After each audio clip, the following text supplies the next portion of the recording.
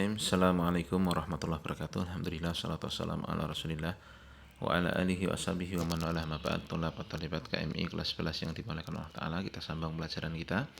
Sampai kita di bab 2 ini pada pembahasan tentang masail ya.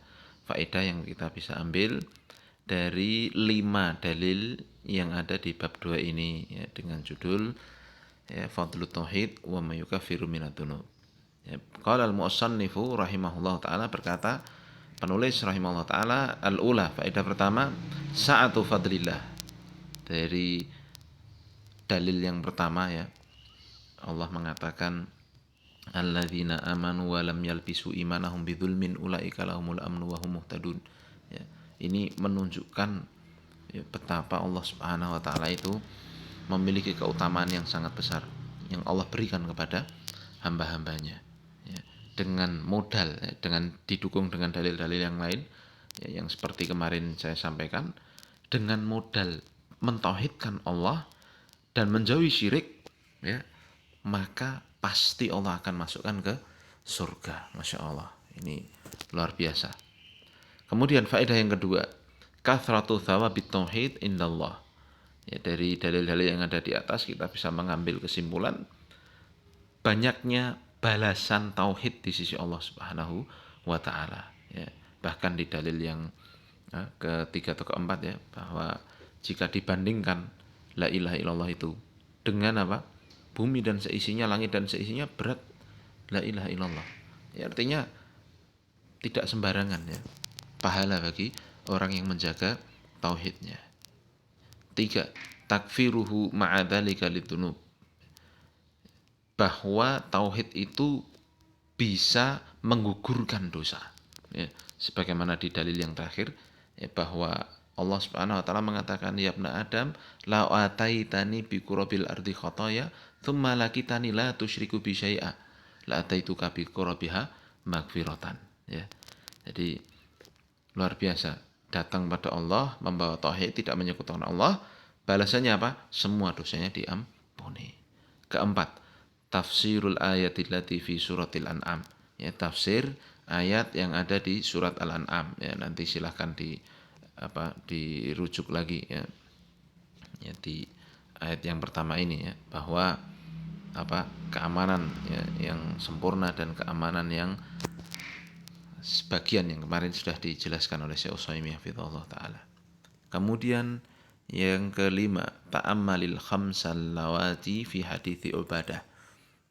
Perhatikan ya, 5 perkara yang ada di hadisnya Ubadah ya, bin Samit radhiyallahu taala anhu ya, yaitu man syahida an la ilaha illallah wahdahu la syarikalah wa anna muhammadan abduhu wa rasuluh wa anna isa abdullah wa rasuluh wa kalimatuhu alqaha ila maryam wa ruhun minhu al jannata haqqun wan nar haqqun, pasti Allah akan masukkan surga.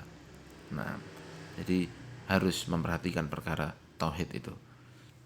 Kemudian yang keenam, annaka idza jama'ta bainahu wa baina hadits itban, bahwa engkau jika kau gabungkan antaranya dan hadis itban yang setelahnya, tabayyana laka makna qauli la ilaha illallah, akan jelas bagimu makna la ilaha illallah, wa tabayyana laka khata'ul maghrurin, dan akan jelas bagimu kesalahan orang-orang yang tertipu. Maksudnya kata Syekh Utsaimin di sini, tabayyana laka annal maqsuda min qauli la ilaha illallah, akan terang bagimu bahwa maksud dari la ilaha illallah itu huwal amalu bi muqtadaha, yaitu mengamalkan isinya, mengamalkan kandungannya, wa i'tiqadu ma'naha, dan meyakini makna-maknanya. Faman lam yaqil hadza wa intasaba ilal Islam. Nah, siapa yang tidak paham dengan konsekuensi la ilaha illallah ini, lalu dia menisbatkan diri kepada Islam, muktafiyan biqaulihal mujarrad, mencukupkan dengan hanya sekedar ngomong saja, ya, duna i'tiqadin jazimin wala amalin lazimin, tanpa didukung dengan keyakinan yang mantap dan juga amalan yang konsekuen, fa innahu minal maghrurin, maka orang yang seperti itu termasuk orang yang tertipu. Ya, artinya la ilaha illallah itu harus dilaksanakan dengan 3 perkara. Dengan hati, dengan lisan, dan dengan perbuatan. Ketiganya ini terangkai menjadi satu. Ya, oleh sebab itulah Ahlussunnah wal Jamaah prinsip Ahlussunnah wal Jamaah mengatakan iman itu yazidu wa yanqus, naik dan turun. Yazidu bi ta'ah wa yanqusu bil maksiat. Iman itu akan naik dengan ketaatan dan turun dengan maksiat. Ya, karena terhubung itu hati manusia, lisan manusia, dan perbuatan manusia. Ya, dia dikatakan la ilaha illallahnya kuat dalam hati. Tapi kalau lisannya sama perbuatannya mengingkari, perbuatannya malah jelek, berarti kan nggak beres juga hatinya. Paham? Ya. Dan sebaliknya, kalau perbuatannya dan lisannya itu bagus, hatinya nggak bagus, nah ini juga mungkin ya ini yang dinamakan kemunafikan. Ya, maka 3 ini harus klop begitu. Jadi ibaratnya yang di sini ditekankan bahwa orang itu kalau mengatakan la ilaha illallah, konsekuensinya harus dia laksanakan. Ya, hati, lisan, dan amalan. 7. At-tanbihu lisyartil ladzi fi hadits Ibn. Ya, di sini ada penekanan ya. Faedahnya kita bisa lihat ada penekanan tentang syarat yang ada di hadisnya Ibn. Apa itu? Yaitu orang masuk surga ya, diampuni oleh Allah kapan? Kalau dia mati dalam keadaan apa? Mati dalam keadaan bertauhid ya. Bertauhid. Ini loh, fa innallaha harrama 'alan nari man qala la ilaha illallah yabtaghi bidzalika wajhallah. Ya. Artinya dia benar-benar melaksanakan la ilaha illallah itu dan mati menjaga la ilaha illallah itu. Allah pasti akan haramkan neraka baginya. Masya Allah, keutamaan yang sangat besar. Kemudian ya,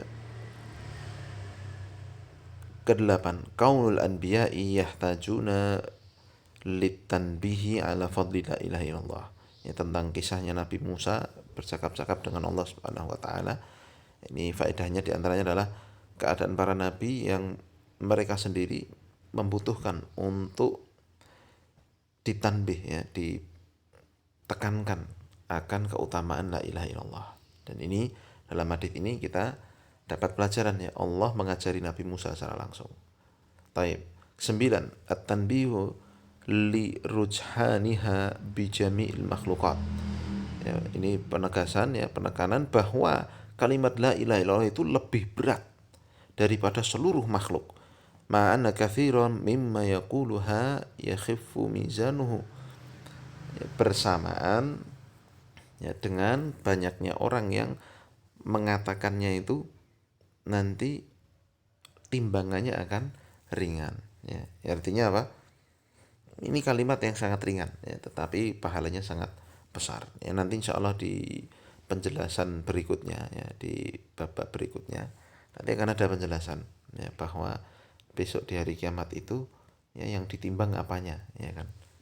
Nah, ya nanti ada ya dalam hadis panjang Bitokoh, namanya hadis Bitokoh ya, dia mati membawa banyak dosa tapi dia punya la ilaha illallah. Nah, ketika ditimbang la ilaha illallah ini ya mengalahkan dosa-dosanya ya, nanti juga akan ada dalil yang ditimbang itu adalah amalannya ya, diperbandingkan amalan dia dengan amalan yang lain ya. Nanti yang ada dalil juga yang ditimbang adalah apa, badannya ya, apa fisiknya ya.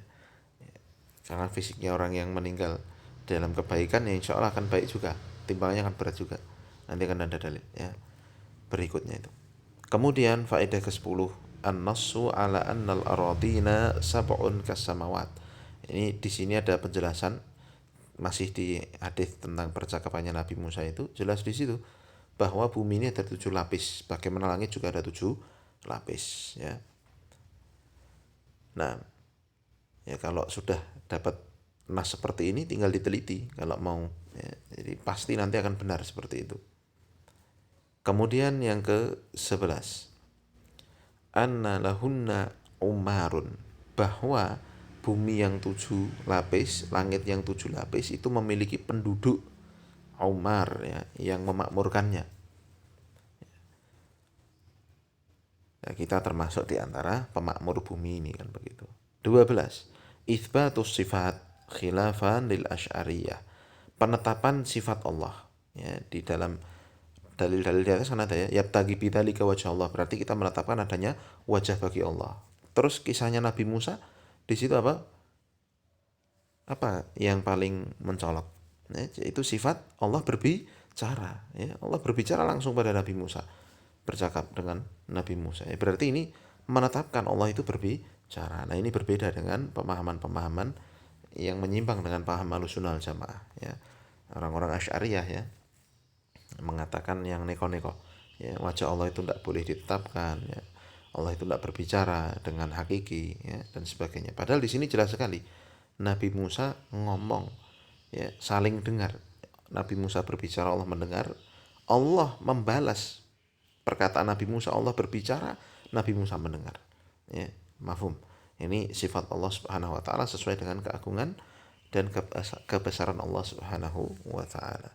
Ke-13, annaka idza arafta hadits Anas. Engkau jika paham dengan haditsnya Anas, arafta anna qaulahu fi hadits Ibban, kau akan paham bahwa perkataan beliau tentang haditsnya Ibban, fa innallaha harrama 'alan nar man qala la ilaha illallah yabtaghi bidzalika wajha Allah, sama dengan anna tarka syirki laisa qaulaha bil lisan. Kau akan paham bahwa yang namanya meninggalkan syirik itu tidak hanya berupa ucapan dengan lisan, tapi harus benar-benar dilakukan dengan perbuatan. Ya. Taib. Jadi nggak sekedar omdu ibaratnya, tapi harus dilaksanakan. 14. Ta'ammalil jam'a baina kauni Isa wa Muhammad Abdillah wa Rasulih. Perhatikan ya, ini ada penekanan tentang keadaan Nabi Isa dan Nabi Muhammad, bahwa keduanya sama. Sama dari sini Abdullah wa Rasuluh, hamba Allah dan utusan Allah. Ya, Nabi Isa bukan anak Allah sebagaimana klaimnya orang-orang Nasrani. Mahfum ya? Kemudian ke-15, ma'rifatu ikhtisasi Isa bi kaunihi kalimatillah. Ya, dari hadis ya tentang Nabi Isa di atas, ya, kita paham akan kekhususan Nabi Isa bahwa beliau itu adalah kalimat Allah. Maksudnya apa kalimat Allah? Lihat, ai wujida bi qaulihi ta'ala. Nabi Isa itu ada, terbentuk. Ya, maksudnya menjadi seperti manusia, menjadi manusia seperti kita kan manusia. Itu ada dengan ucapan Allah Ta'ala kun fayakunu, jadilah maka jadilah, falaisa huwal kalimah lakin wujida bi kalimatillah. Dan Nabi Isa itu bukan kalimat Allah, hurufnya Allah bukan, tetapi beliau adalah ada karena ucapan Allah memerintah adanya kun fayakun. Ya. Allah kan kalau pengen sesuatu kan tinggal ucapkan jadi maka jadilah, selesai. Ya, dipahami ya. Nah, bukan bagian dari Allah sama sekali. Mafhum. Ya. Kemudian yang ke-16, ma'rifatu kaunihi ruhan minhu. Kita paham dari hadis yang ada di atas ya, bahwa Nabi Isa itu ruh yang Allah tiupkan ke rahimnya Maryam. Sebagaimana kita ini juga ruh yang Allah Subhanahu wa taala, ya, ruh kita ini kan ditiupkan ketika kita masih ada di rahim ibu kita berusia 4 bulan.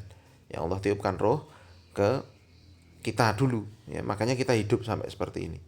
Sama Nabi Isa dulu juga roh yang Allah tiupkan ke rahimnya Maryam bintu Imran. Tayyib. Ya, seperti manusia biasa.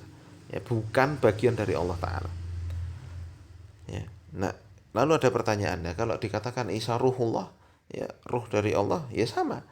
Ruh itu bukan bermakna apa? Bukan bermakna bagian, tetapi ruh seperti ruh-ruh lain yang Allah berikan kepada manusia. Ya sekarang kan ada miliaran ruh yang Allah hidupkan ya kan. Jadi ya salah satunya kita ini. Nah, paham ya? Sama seperti kita, ruh yang Allah ciptakan, Allah tiupkan ke rahim ibu kita. Ya. 17. Ma'rifatu fadlil imani bil jannati wan nar. Ya. Kita bisa memaham tentang keutamaan mengimani surga dan neraka ya. Nah, ini dalam surat Al-Lail ya Allah tegaskan itu ya, fa amman a'ta wa taqa wa saddaqa bil husna ya, fasanu yasiruhu lil usra ya, maka siapa yang beriman lalu memberi kemudian dia membenarkan adanya al husna, kata para ulama tafsir Ahlussunnah di situ adalah surga. Dia meyakini adanya surga. Apa jadinya? Fasanu yassiruhu lil yusra. Allah akan mudahkan baginya jalan kemudahan. Jalan ke surga itu Allah akan mudahkan. Tapi sebaliknya, Allah katakan wa amman kadzdzaba, ya, wa amman, sebaliknya,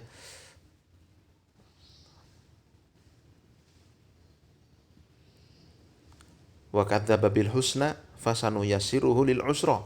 Adapun yang sebaliknya, dia mendustakan surga, ya Allah akan sulitkan dia masuk surga, Allah akan giring dia ke neraka, kan begitu. Wa amma man bakhila wastaghna wa kadzdzaba bil husna, ya kan, fasanu yassiruhu lil usra. Ini jelas sekali, ya, iman pada surga dan neraka ini sangat penting, ya, karena akan menentukan arah hidup seseorang, ya. Orang nggak takut neraka, apapun dia lakukan, ya. Jangan sampai tertipu, ya. Seperti orang, mohon maaf ya, Nasrani itu enak ya, nggak pernah ibadah, nggak pernah ini, tahu-tahu dosanya diampuni semua. Nggak ada itu ceritanya. Kita aja nggak usah kerja, nggak usah apa-apa, nanti kaya sendiri, nggak ada tuh, ya. Maka seperti itu pula di dunia ini kita harus beramal untuk apa? Untuk surga Allah nanti, ya, supaya kita bisa masuk surga, ya, supaya kita bisa terhindar dari neraka. 18. Makna qaulihi ala ma kana minal amal, ya, masuk surga sesuai dengan amalannya, dan itu sudah dibahas oleh Syekh Utsaimin. Ke-19, ma'rifatu annal mizana lahu kifatan. Ya, ini mengetahui bahwa mizannya, timbangan besok dari kiamat itu memiliki dua mata timbangan. Terakhir ke-20, ma'rifatu dzikril wajhi. Di sini kita bisa paham, ya, Allah menyebutkan makna wajah Allah di situ, ya. Jadi jelas sekali wajah Allah subhanahu wa ta'ala. Yabtagi, apa? Fa innallaha harama 'alan nari man qala la ilallah yabtagi bidzalika wajh Allah. Allah dengan Nabi dengan tegas menyebutkan adanya wajah bagi Allah taala sesuai dengan keagungan dan kebesarannya, ya. Selesai faedahnya, semoga kita pahami semua. Tolong dihafalkan dalilnya, ya. 5 dalil di bab 2 ini. Subhanakallahumma bihamdika asyhadu an la ilaha illa anta astaghfiruka wa atubu ilaik. Assalamualaikum warahmatullahi wabarakatuh.